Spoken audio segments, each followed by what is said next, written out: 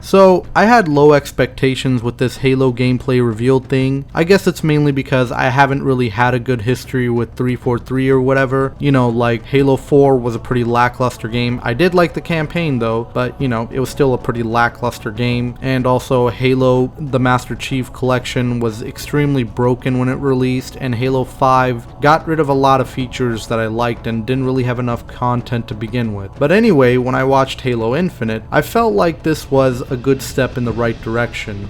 The gameplay was great.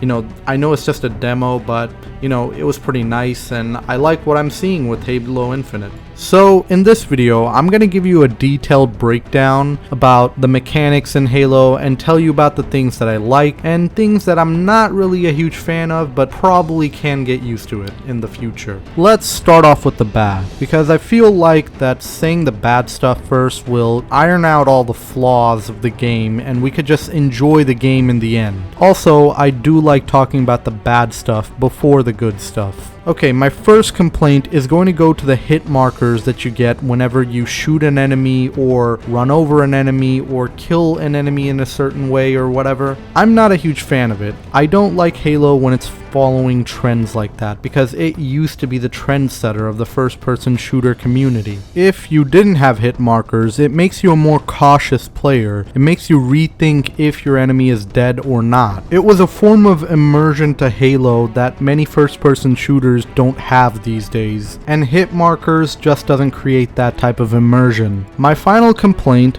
bear with me here, I'm about to get to the good stuff, is gonna be with the texture. The game looks a little blurry and a little too blocky as well. I don't know what they were playing this game on. Maybe they were playing on an Xbox One, or maybe they were playing on something else. This game just doesn't look next gen. The Xbox Scarlet is coming out, and there are a lot of people saying like how powerful the hardware is going to be and how powerful it is going to be compared to the PS5 and all that stuff. But who knows, maybe they didn't optimize the demo yet, maybe they need some more time, but they've had like 5 years by now, so you'd think that they would show some improvement within their graphical fidelity. You may ask why I didn't complain about sprint in this game. Well, that's because it's a lot more balanced here, and I do like the way it's working out better than Halo 5 and Halo Reach sprint, and you don't run as fast as you do compared to those games. Since this is somewhat of a linear open world game, I guess I could live with this one.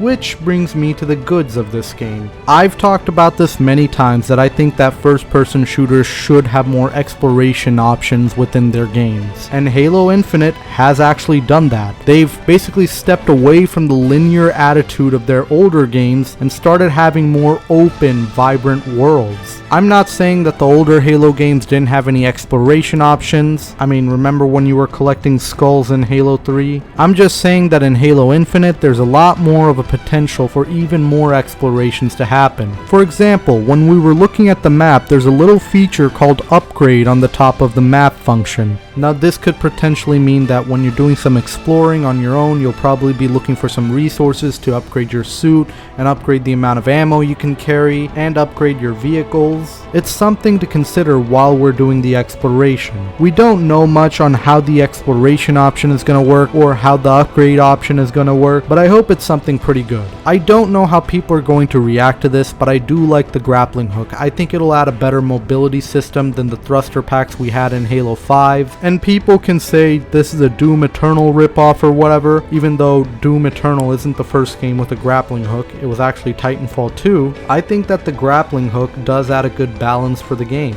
Maybe I would have preferred it to be a weapon instead of an ability that you have, but I like what I'm seeing here. I could work with this. And this may sound pretty small, but I like the fact that you could pick up fusion coils and throw it at enemies. I mean, that's going to add a lot of destructive capabilities in the game.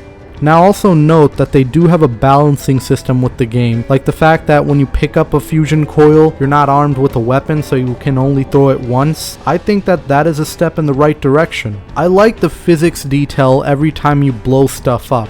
I mean, you see debris falling everywhere, and you see objects moving around as things blow up or whatever. It's a small detail, but I think that they really did a good job at it. I mean, we already know the story that Microsoft bought Havok Engine, and now the Slipspace engine is using full advantage of it. The Banished are back.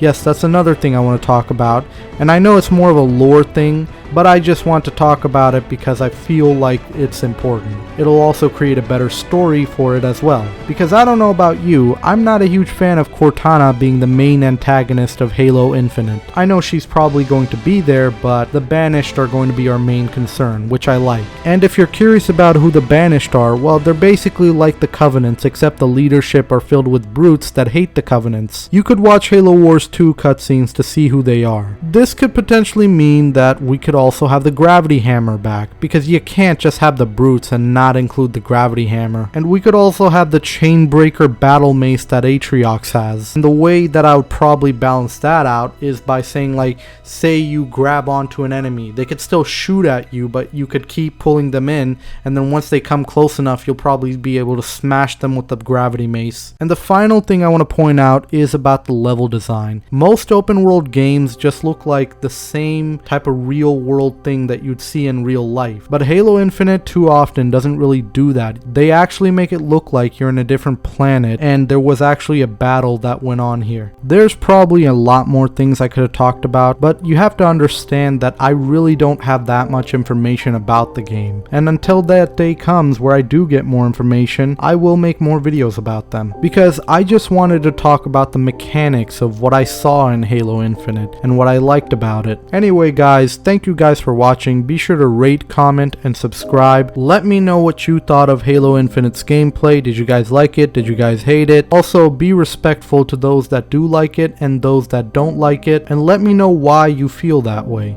Other than that, this is Shadow Puppet dropping the mic.